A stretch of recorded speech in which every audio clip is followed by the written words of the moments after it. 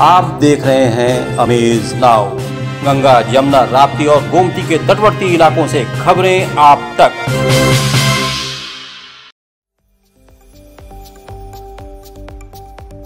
नमस्कार, सत्य घटना के नए अंक के साथ मैं सुगंधा। शुरुआत करते हैं आज की मुख्य घटनाओं से। पूरे देश में उत्साहपूर्वक मनाया गया ईद का पर्व। ईद का पर्व पूरे देश में उत्साहपूर्वक मनाया जा रहा है। इस मौके पर विभिन्न ईदगाहों, मस्जिदों में नमाज अदा की गई। इसी क्रम में गोरखपुर के बेनीगंज स्थित ईदगाह पर नमाज अदा की गई। साथ ही गले मिलकर भाईचारे का संदेश भी दिया गया।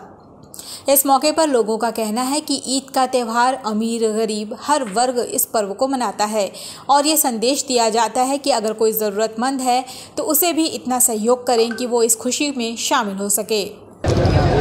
ईद एक खुशी का त्यौहार है और एक ऐसा त्यौहार है जिसमें प्यार और मोहब्बत, भाईचारगी को पेश किया जाता है। इतनी भाईचारगी की पेश की जाती है कि अगर तुम्हारे पास पड़ोस में जो लोग हैं वो ईद में शरीक होते हैं तो अगर गरीब हैं तो उनके वहाँ भी इतना पहुँचा दो ताकि वो भी तुम्हारी खुशियों में शरीक हो जाएं। ऐसा ना हो कि वो तुम्हारे बच्चे तो नए नए कपड़े पहन कर ईद की खुशियाँ मनाएं और पड़ोस का बच्चा हो बेचारा सिर्फ मुंह ताकता रहे। तो इस्लाम ने जो ये ईद का त्यौहार दिया एक मुसावात, बराबरी का, कि सब इस खुशी में बराबर के शरीक रहें। और ऐसा सिस्टम दिया है कि भाई ईदगाह जाने से पहले सदक़ा फ़ित्र निकाल दो। इतनी रकम निकाल दो कि अगर तुम्हारे पास पड़ोस में तुम्हारे जानने में कोई गरीब है तो वो भी तुम्हारे साथ खुशी में बराबर का शरीक रहे। ये प्यार और मोहब्बत का पैगाम है इस ईद के अंदर। और ये रमज़ान मुबारक के ख़त्म होने पर इसके इनाम के बदले पर एक तरीक़े से हम लोग को इनाम मिलता है। ये 1 महीना इबादत की उसका बदला मिलता है, उसका इनाम मिलता है। एबीवीपी गोरखपुर महानगर इकाई की समीक्षा योजना बैठक संपन्न। अखिल भारतीय विद्यार्थी परिषद गोरखपुर महानगर इकाई की समीक्षा योजना बैठक महानगर के दिग्विजय आर्ट डिग्री कॉलेज के गोरखनाथ साहित्य केंद्र सभागार में संपन्न हुई। बैठक के दौरान आगामी योजनाओं पर चर्चा करने के साथ ही अन्य बिंदुओं पर भी चर्चा की गई। इस संबंध में एबीवीपी के महानगर उपाध्यक्ष राजेश सिंह ने कहा कि अखिल भारतीय विद्यार्थी परिषद छात्रों के हित के साथ ही जनमानस का भी सहयोग करती है, साथ ही किसी भी आपदा में आगे रखकर अपना योगदान करती है। इसलिए इस बैठक में आगे की रणनीति तैयार की जा रही है। आज में समाज के लोगों के लिए, विद्यार्थियों को दिशा निर्देश देने के लिए कार्यकर्ता है, तो इसी निमित्त बहुत सारी योजनाएं हम लोग निर्धारित करते हैं पूरे वर्ष के लिए। और उनकी उस योजना के अंतर्गत जो लक्ष्य हम लोग निर्धारित रखे होते हैं उसमें किस हद तक सफलता मिली, सभी को उनके दायित्व दिए जाते हैं और वो अपने दायित्वों में किस प्रकार कितने लक्ष्य को प्राप्त किया, इसके बारे में हम लोग विश्लेषण करते हैं और आगामी वर्षों के लिए उसके उपरांत हम लोग भविष्य के अपने लक्ष्य को निर्धारित करते हैं। इसमें जैसे कि विद्यार्थी हमारे स्टूडेंट फॉर सेवा, विभिन्न जैसे कोरोना पीरियड में तमाम सारे आपदाएं आई और उसमें विद्यार्थियों ने बढ़ चढ़ के भाग लिया, उनके दायित्व दिए गए थे। इसी प्रकार से एग्रोविज़न के फील्ड में, मेडविज़न के फील्ड में और राष्ट्रीय कला मंच के फील्ड में ऐसे बहुत सारे क्षेत्र हैं। खेल के क्षेत्र में, विभिन्न निर्देशनात्मक क्षेत्रों में हमारे कार्यकर्ता काम करते रहते हैं और उसी के निमित्त ये बैठक आयोजित की जा रही है जिसमें सभी पदाधिकारी यहाँ पर सम्मिलित हैं। समाजवादी पार्टी ने जिलाध्यक्ष के नेतृत्व में मनाई परशुराम जयंती। समाजवादी पार्टी के बेतिहाता स्थित कार्यालय पर जिलाध्यक्ष अवधेश यादव की अध्यक्षता में भगवान परशुराम की जयंती मनाई गई, जिसमें नेताओं और कार्यकर्ताओं ने भगवान के चरणों में श्रद्धा सुमन अर्पित किया। जिलाध्यक्ष अवधेश यादव ने कहा कि धर्म के मार्ग पर चलते हुए त्याग और तपस्या से लोक कल्याण का मार्ग प्रशस्त करने वाले महर्षि भगवान परशुराम की जयंती पर आप सभी को हार्दिक बधाई एवं मंगल कामनाएं। आज उनके संदेश को समाज में अमन चैन कायम करने के लिए हम लोग संकल्प ले रहे हैं कि उनको आदर्शों पर चलते हुए आज जो सामाजिक और समाज में क्षरण हो रहा है उसको पूरा करने के लिए समाजवादी पार्टी के लोग आज भगवान परशुराम जी की जयंती पर उनके चरणों में आशीर्वाद लेते हुए संकल्प ले रहे हैं कि समाज के बंटवारे को हम नहीं होने देंगे और भगवान परशुराम जी के आशीर्वाद से समाज में एकता ला करके, क्योंकि आज ईद का भी त्यौहार है, एक अमन चैन कायम करने का काम करेंगे। अक्षय तृतीया के पावन मौके पर आभूषणों की खरीदारी में बढ़ी तपिश। अक्षय तृतीया के पावन मौके पर सूरज की तपिश में आभूषण बाजार खूब निखरा है। पिछले वर्ष की तुलना में इस बार शहर के लोगों ने जमकर खरीदारी की। स्वर्ण व्यवसायी बीते साल की तुलना में 10% ज्यादा खरीदारी होने से काफी खुश हैं। धार्मिक एवं पौराणिक मान्यता के अनुसार अक्षय तृतीया पर आभूषणों की खरीदारी काफी शुभ मानी जाती है। ऐसे में शहर के गोलघर स्थित ज्वेलर्स की दुकानों पर खरीदारों की भारी भीड़ उमड़ी रही और तमाम स्वर्ण व्यापारियों ने कई तरह के ऑफर भी दिए। व्यवसायियों का कहना है कि अक्षय तृतीया के अवसर पर कारोबार अच्छा रहा। ज्वेलर्स के डायरेक्टर संजय अग्रवाल ने बताया कि इस बार पिछले साल की तुलना में 10% ज्यादा बिक्री हुई है। प्री बुकिंग करने पर बुकिंग तिथि से अक्षय तृतीया के बीच जिस दिन सोने का भाव सबसे कम था, ग्राहकों को उसी रेट पर आभूषण दिए गए। और साथ में ईद की भी शुभकामनाएं मैं देता हूं सब लोगों को। और अक्षय तृतीया है, बड़ी धूमधाम से मनाई जा रही है। जैसा कि आप सबको पता ही है कि अक्षय तृतीया में सोना जो है वो उसका क्षय नहीं होता है, इसीलिए अक्षय तृतीया बनाई जा रही है। सोने की बढ़ोतरी होती है कहा जाता है, ऐसा हमारे पहले से कहा जाता है। और इस समय सोने के खरीदने को, सोने चांदी या मेटल्स को खरीदने पे शुभ माना जाता है। और इसलिए आज अक्षय तृतीया पे लोग अपने घर से निकल के खरीदारी करते हैं। और अक्षय तृतीया का पर्व धीरे धीरे बहुत ज़्यादा भारतवर्ष में लोग इसको मानने लगे हैं और प्रचलित भी हो रहा है। और हम लोग ज्वेलरी के ट्रेड में ख़ास तौर से बहुत ज़्यादा माना जाता है। और आज के दिन ज्वेलरी जो है लोग ज़्यादातर ऐसे पसंद करते हैं जिसमें कि लाइट वेटेड ज्वेलरी हो और उसका लुक हैवी हो और फैंसी लुक में हो स्पेशली, और कुछ एंटीक लुक्स में हो। और आज के दिन मैंने ये भी स्पेशल देखा है कि हर 1-2 साल से प्रचलन है, चांदी की ज्वेलरी भी बहुत चल रही है। चांदी की ज्वेलरी भी लोग लगातार खरीद रहे हैं, बहुत शौक से खरीद रहे हैं क्योंकि सोने का दाम बहुत बढ़ गया। तो चांदी की भी फैशन ज्वेलरीज आ गई हैं। और साथ में लोगों का डायमंड की तरफ भी बहुत रुझान बढ़ा है पिछले 2-3 वर्षों से। और डायमंड की ज्वेलरी भी बहुत सुंदर उपलब्ध है। 9,000, 9,500, 10,000 से लेके 15 लाख तक की हमारी डायमंड की ज्वेलरी भी उपलब्ध है।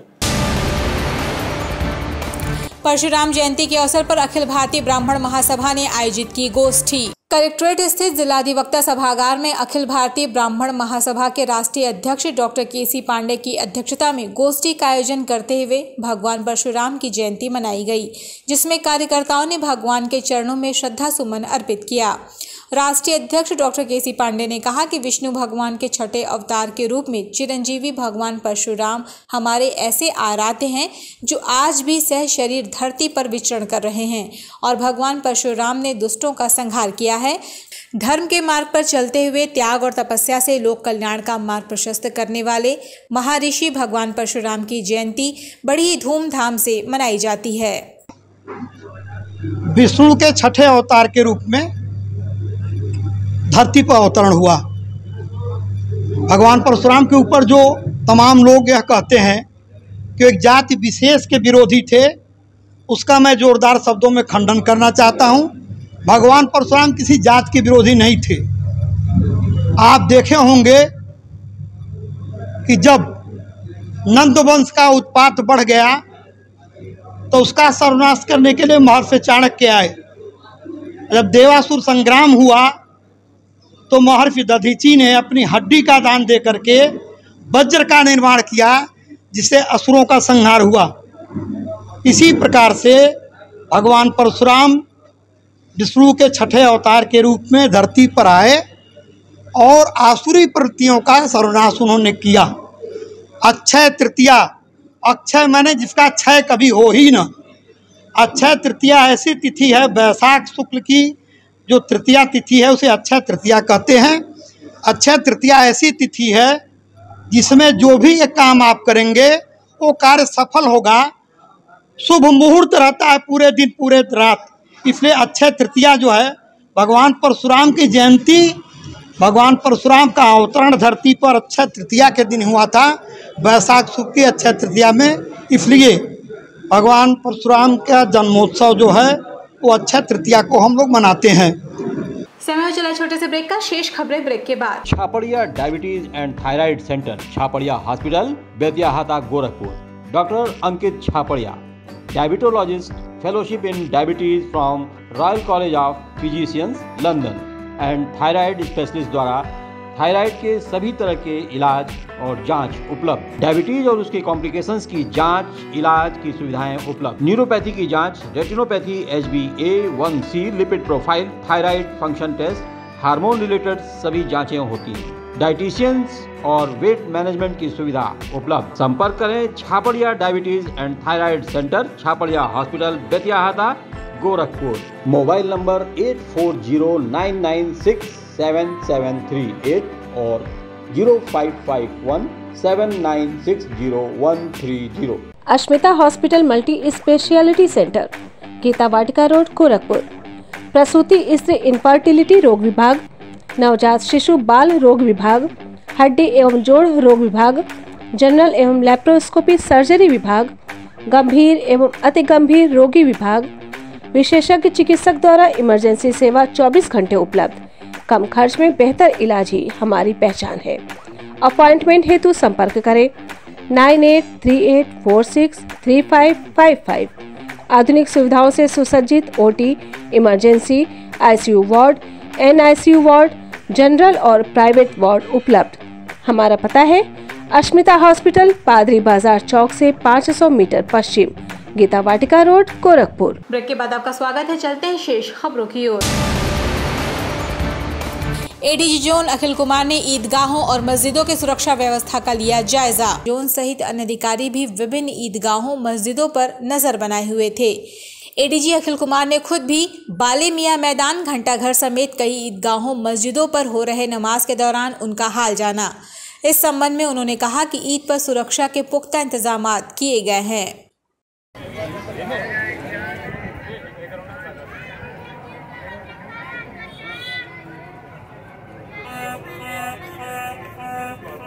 प्रशासन स्थानीय धर्मगुरुओं के साथ संवाद करके अपनी व्यवस्था पूर्ण रूप से कर रखी है। एक पावन पर्व है, सब लोग हर्षोल्लास से मना रहे हैं। पुलिस भी उनके साथ खड़ी है और अच्छे ढंग से त्यौहार को मनाया जाएगा। आयुष्मान कार्ड बनाने के लिए 4 मई से 18 मई तक चलेगा विशेष अभियान।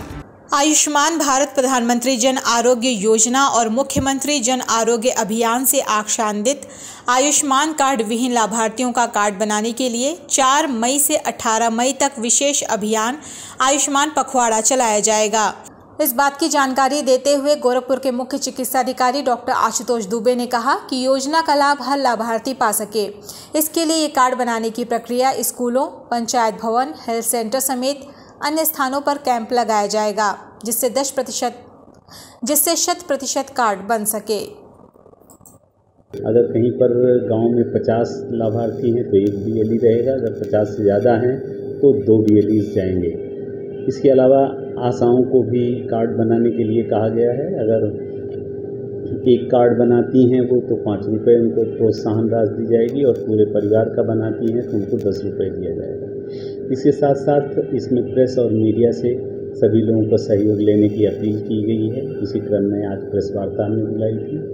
इसके साथ साथ जो समाज के सोशल वर्कर्स हैं, जो समाज के अग्रिम पंक्ति के लोग हैं, जो जिनका कहना समाज के लोग मानते हैं, उनसे भी आग्रह है आपके चैनल के माध्यम से कि जितने भी लोग जो है आयुष्मान कार्ड के धारक हैं, जो 2011 की जनगणना में जिनका सूची में नाम, वो लोग अपना कार्ड बनाएं। और ये घर के सामने खड़ी बाइक को चोरों ने उड़ाया, CCTV में कैद हुई घटना। गोरखपुर के गोरखनाथ क्षेत्र के राजेंद्र नगर इलाके से चोरों ने घर के सामने खड़ी बाइक उड़ा दी। चोरी की यह घटना वहां एक इलेक्ट्रॉनिक की दुकान में लगे CCTV कैमरे में कैद हो गई। घटना 30 अप्रैल की बताई जा रही है, जिसका CCTV फुटेज वायरल हुआ है। बाइक विकास सोनकर नाम के व्यक्ति की बताई जा रही है। आप विजुअल में साफ देख सकते हैं कि किस तरह बाइक चोर घटना को अंजाम दे रहे हैं।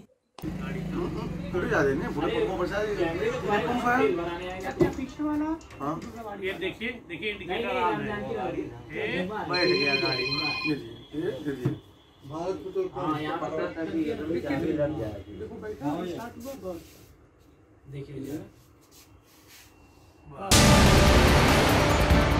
फिर सवेरा होगा काव्य पुस्तिका का हुआ विमोचन। युवा कवि मृत्युंजय कुमार उपाध्याय नवल की पुस्तक फिर सवेरा होगा का विमोचन मंगलवार को गोरखपुर के कलेक्ट्रेट कचहरी स्थित अधिवक्ता सभागार में किया गया। नवोत्पल साहित्यिक मंच के तत्वावधान में आयोजित इस पुस्तक विमोचन कार्यक्रम में मुख्य रूप से वरिष्ठ आलोचक प्रोफेसर अविन त्रिपाठी, वरिष्ठ साहित्यकार प्रोफेसर चित्तरंजन मिश्र, प्रोफेसर विमलेश कुमार मौजूद रहे, जबकि कार्यक्रम का संचालन डॉक्टर रवि कृष्ण त्रिपाठी ने किया। इस मौके पर वक्ताओं ने युवा कवि मृत्युंजय उपाध्याय की सराहना की। इस संदर्भ में पुस्तक के लेखक मृत्युंजय कुमार उपाध्याय नवल ने बताया कि उनकी नई पुस्तक में बहुरंगी कविताओं का संकलन किया गया है और मैं अपनी ये किताब अपने पिताजी को समर्पित करता हूँ।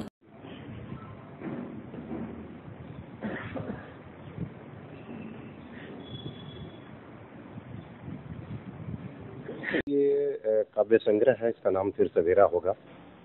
ये काव्य संग्रह एक बहुरंगी कविताओं का संग्रह है, जिसमें आप देखेंगे पढ़ेंगे पारिवारिक समस्याओं को भी ये कविता अपने आप में प्रकट करती है। साथ में प्रेम की भी कविताएं हैं, प्रेम में विछोह भी है, प्रेम में श्रृंगार है, मिलन है। साथ में अपने पिताजी को भी मैंने इस किताब को समर्पित किया है। मेरे पिताजी पंडित राजेंद्र उपाध्याय जो इस समय धूप पानी हवा के रूप में ही मेरे आसपास हैं, उन्हीं को मैंने ये कविता संग्रह जो है समर्पित किया है, पिताजी को याद करते हुए। ये इस कविता में आप देखेंगे एक कविता है तुम्हारा मिलना, जिसमें नई नए जो तकनीकी शब्द हैं और हुबहू उनका इंग्लिश वर्जन ही यूज किया गया है। इस कविता संग्रह को जो आप लोग पढ़ेंगे तो बहुत आनंद आएगा और मेरी अपील है आप सबसे कि इस संग्रह को ज़रूर मंगाएं। ये ऑनलाइन भी उपलब्ध है, ऑफलाइन में भी उपलब्ध है। फिर सवेरा। परशुराम जयंती और अक्षय तृतीया के मौके पर ब्राह्मण समन्वय समिति की तरफ से निकाली गई भव्य शोभा यात्रा। परशुराम जयंती और अक्षय तृतीया के मौके पर मंगलवार को सर्व ब्राह्मण समन्वय समिति की तरफ से एक भव्य शोभा यात्रा गोरखपुर के असुरन इलाके में स्थित विष्णु मंदिर से निकाली गई। इस शोभा यात्रा में बड़ी संख्या में लोग सम्मिलित हुए। ये शोभा यात्रा गणेश चौक, कचहरी चौराहा, छात्र संघ होते हुए पंत पार्क में संपन्न हुई।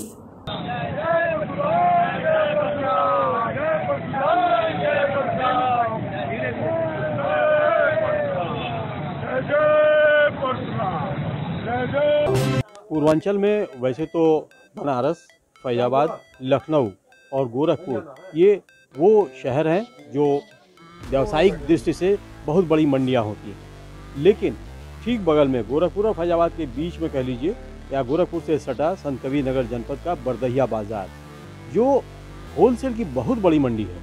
और इसमें जैसा कि हमने पहले भी बताया है कि बिहार और नेपाल तक के व्यापारी यहाँ आते हैं, क्योंकि यहाँ पर रेंज मिलता है और रेंज के साथ साथ कीमतें बहुत ही सस्ती होती हैं। सही लगता है रेंज वेंज सब, इसलिए हम आते हैं, बराबर आते हैं। यहाँ हम साड़ी, पेटीकोट और सूट, लहंगा, समझ में रेंज जितना मतलब डिजाइन समझ में आएगी हम लेके जाएंगे। बराबर हम इसी दुकान पे आते हैं क्योंकि हमें रेंज यहाँ का समझ में आता है। तो रेंज समझ में है तो कीमत तो वही हुआ ना। हाँ, रेंज जब समझ में आ रहा है तो कीमत भी समझ में आ रहा है। हाँ, फायदेमंद, सही पॉइंट वाली बात यही है कि हम यहाँ से ले जाते हैं तो हमें फ़ायदा निकलता है, इसलिए हम बराबर यहीं आते हैं। 25 साल पुरानी सबसे विश्वसनीय प्रतिष्ठान, सर्वाधिक रेंज वाली सबसे बड़ी दुकान, बरदहिया बाजार में साड़ी और लहंगे की विशालतम रेंज, नए व्यापारियों को विशेष छूट, संपूर्ण भारत में डिलीवरी की सुविधा, 30 किलोमीटर की रेंज में फ्री होम डिलीवरी, बाहर से आए व्यापारियों के ठहरने की उत्तम व्यवस्था, ना बिकने वाले कपड़ों को सीमित समय में वापस करने की सुविधा, एक ही छत के नीचे सभी प्रकार के कपड़े उपलब्ध। मेन रोड बरदहिया में है। मेन रोड पे फुटकर दुकान है जी। किस चीज़ की? साड़ी की है, मैक्सी है, महिलाओं की जी। कुछ आइटम बरदहिया से भी आता है, बाकी डायरेक्ट आता है, सूरत से भी आ जाता है, मिल जाता है, मार्जिन मिल जाता है। यहाँ पे थोड़ा सा रेट जो है कायदे से मिल जाता है। मुझे 15 साल हो गए दुकान करते। नहीं, पहले रेडीमेड था, बाद में हमने चेंज करके साड़ी और ब्लाउज, फॉल, अस्तर, मैक्सी ये कर दिया। तो दर्शकों, आपने देखा ये थे होनहार होलसेलर ऋषभ कश्यप, नवदुर्गा साड़ी पैलेस। एक ही छत के नीचे सारे रेंज आपको मिल जाना है। और इसी के लिए आप जैसा कि आपने भी देखा होगा कि यहाँ पर दुकान पर कस्टमर्स की, इनके ग्राहकों की लगातार भीड़ बनी हुई है। और ख़ास तौर से शनिवार से लेके सोमवार की अल सुबह तक, यानी कि लगभग ये 72 घंटे की ये दुकानदारी लगातार हफ्ते में चलती रहती है। शेष दिनों को उन्होंने कैसे बांट रखा ये भी आपने देखा। तो ये थी नवदुर्गा साड़ी पैलेस। सत्य घटना में ये थी अब तक की खबरें। तेज, सटीक और ताज़ी घटनाओं को जानने के लिए जुड़े रहें अमेज नाउ के Facebook page, YouTube channel, web portal से। सत्य घटना और अन्य कार्यक्रमों को देखने के लिए आप देख सकते हैं डेन नेटवर्क के 154 नंबर पर और नेटविजन के 228 नंबर पर हम उपलब्ध हैं। इसी के साथ हमें आज्ञा दीजिए। नमस्कार।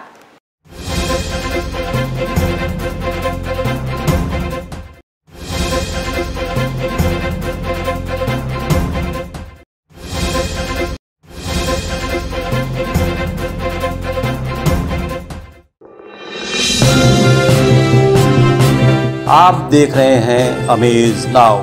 गंगा, यमुना, राप्ती और गोमती के तटवर्ती इलाकों से खबरें आप तक।